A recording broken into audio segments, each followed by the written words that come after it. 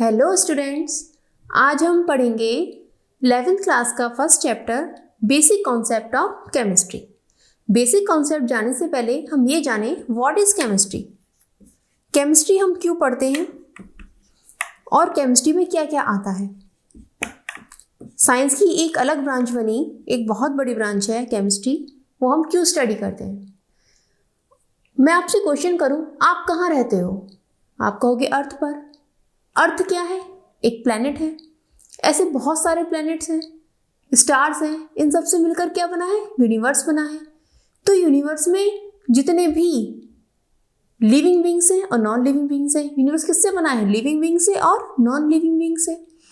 ये सब जो दोनों हैं ये किसी ना किसी मटेरियल के तो बने होंगे, ठीक है, किसी ना किसी मटेरियल के बने होंगे। तो ये जो पूरा यूनिवर्स है जो नॉन लिविंग और लिविंग बींग्स का बना हुआ है वो किसी न किसी मटेरियल का तो बना ही होगा। उस मटेरियल की स्टडी को हम कहते हैं केमिस्ट्री। ठीक, ये पूरा मेटेरियलिस्टिक वर्ड है और किसी न किसी मैटर का बना हुआ है। हम जब उसे कंपोजिशन, स्ट्रक्चर, प्रिपरेशन, प्रॉपर्टीज और केमिकल रिएक्शन, इन सब को जब डिटेल स्टडी करते हैं तो वो सब किस में आता है? केमिस्ट्री में। ठीक है, जैसे फॉर एग्जाम्पल आप सांस लेते हो, ठीक है, हवा अंदर लेते हो। आप ये क्वेश्चन करो, जो भी मैं सांस में ले रहा हूँ वो कौन सी गैस है, ठीक है, और जो मैं निकाल रहा हूँ वो कौन सी गैस है? क्या दोनों हवा सेम है या डिफरेंट है? अगर डिफरेंट है तो कौन कौन सी हैं? क्या एग्जैक्ट वही हैं जो इस समय वायुमंडल में उपस्थित हैं? जब इस तरह क्वेश्चन होता है, डेट इज केमिस्ट्री। आप खाना खाते हो, क्या खाते हो? खाने में रोटी खा रहे हो, दाल चावल खा रहे हो। आप ये क्वेश्चन करो, रोटी दाल और चावल का कंपोजिशन एक है? नहीं, कंपोजिशन एक नहीं हो सकता क्योंकि दोनों की देखने में दोनों अलग अलग हैं तीनों। तो फिर क्या है कंपोजिशन? जब ये क्यूरियोसिटी डेवलप हुई और उसको डिस्कवर किया गया, एक्सपेरिमेंट के थ्रू देखा गया, तो पता चला कि जो दाल है वो प्रोटीन की बनी हुई है और जो हमारा चावल है, गेहूँ है, ये सब कार्बोहाइड्रेट का बना हुआ है। तो जब हमारे अंदर एक क्यूरियोसिटी डेवलप होती है कि हम उसको जानने की कोशिश करते हैं, तो डेट इज केमिस्ट्री। हम उसके अंदर से कंपोजिशन को पढ़ रहे हैं। जैसे सपोज करो आप रेत में चल रहे हो, ठीक है, तो जो रेत है, आप ये क्वेश्चन करो, रेत बनी किस चीज़ की होती है? मिट्टी है, मिट्टी किस चीज़ की बनी होती है? क्या क्या होता है उसमें? That is chemistry. पेड़ पौधे हैं, पेड़ पौधे की पत्तियाँ किसकी बनी होती हैं? जो पौधों की, पेड़ों की जो छाल होती है, वो छाल किसकी बनी होती है? किस मटेरियल की बनी होती है? ठीक है, डेट इज केमिस्ट्री। केमिस्ट्री क्या है? Is full of curiosity, curiosity से भरी हुई है। 118 एलिमेंट्स हैं पूरे पीरियोडिक टेबल में।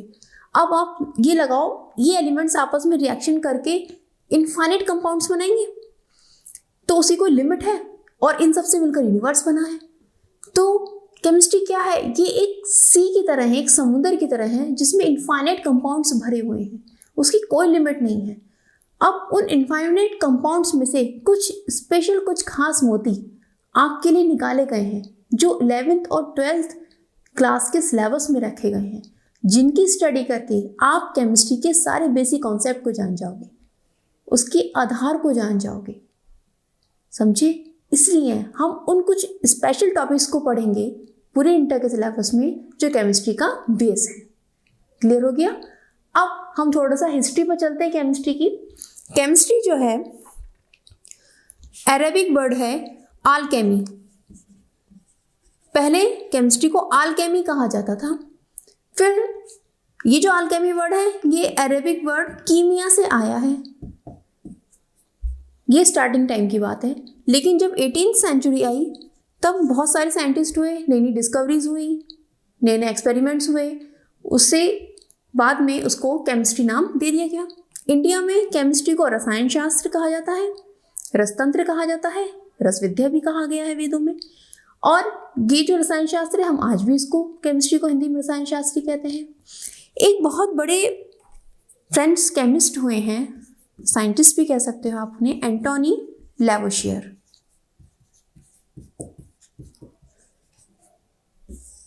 ये कौन थे? इन्होंने ऑक्सीजन की वायुमंडल में एग्जिस्टेंस को प्रूव किया। वायुमंडल में ऑक्सीजन होती है, हम जो श्वास लेते हैं उसमें ऑक्सीजन होती है। ये बताइए कितना बड़ा उस समय उनकी डिस्कवरी थी जो उन्होंने अपने एक्सपेरिमेंट के थ्रू निकाला। उन्होंने बताया जो रिएक्शन हो रही है उसमें जो रिएक्टेंट है उनका मास और जो रिएक्शन के बाद प्रोडक्ट बनता है उसका मास आपस में इक्वल होते हैं, यानी कि mass of reactant is equal to mass of product. Law of conservation of mass उन्होंने दिया। उन्होंने जितने भी कंपाउंड्स हैं उनका नेम कैसे रखा जाए उसकी टर्मिनोलॉजी को बताया। तो यानी कि उनका एक बहुत बड़ा योगदान रहा है केमिस्ट्री में। इसी वजह से उनको फादर ऑफ केमिस्ट्री कहा गया या फादर ऑफ मॉडर्न केमिस्ट्री।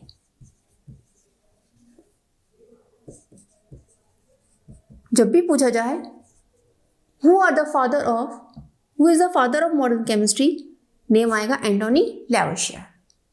ठीक है, आपको इंडिया में पता है कि चरक संहिता का नाम सुना होगा आपने। उसमें जितनी भी आयुर्वेदिक दवाइयां हैं वो सब लिखी हुई हैं, यानी कि कहीं ना कहीं केमिस्ट्री का विकास पहले से हो चुका है। ठीक है, अब हम इसको एडवांस फॉर्म में पढ़ते हैं। ठीक, ये तो रहा ब्रीफ हिस्ट्री इसकी। अब हम बात करते हैं केमिस्ट्री के स्कोप की।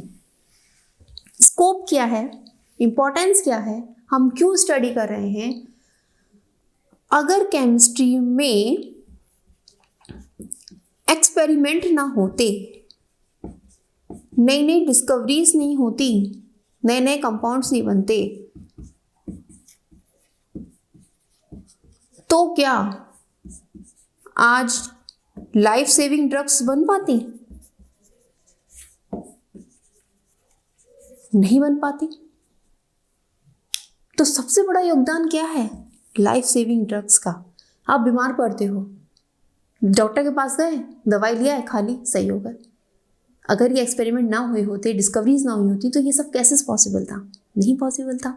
तो कहीं ना कहीं एक बहुत बड़ा स्कोप है केमिस्ट्री का। जो डिस्कवरी हो रही हैं, जो एक्सपेरिमेंट्स हो रहे हैं, उसके थ्रू नए नए तरह के केमिकल्स बन रहे हैं। अब केवल इसी में नहीं, मेडिसिनल क्लॉथ, आप तरह तरह के कपड़े पहनते हो, सिंथेटिक फाइबर्स कितने आ गए हैं, वो सब पॉलीमर्स हैं तरह तरह के, वो भी सब लैब में बनते हैं, इंडस्ट्रीज में बनते हैं। पहले लैब में एक्सपेरिमेंट करके बनाए गए, फिर इंडस्ट्रीज में बड़े लेवल पर बनने लग गए। फूड प्रिजर्वेटिव्स, आप चिप्स वगैरह खाते हो तो खाना आप नॉर्मल घर में रखोगे 2-3 दिन में खराब हो जाएगा, लेकिन चिप्स कई महीनों तक चल जाते हैं। क्यों? फूड प्रिजर्वेटिव्स की खोज हुई है जिससे कि सुरक्षित रखा जा सके उन्हें।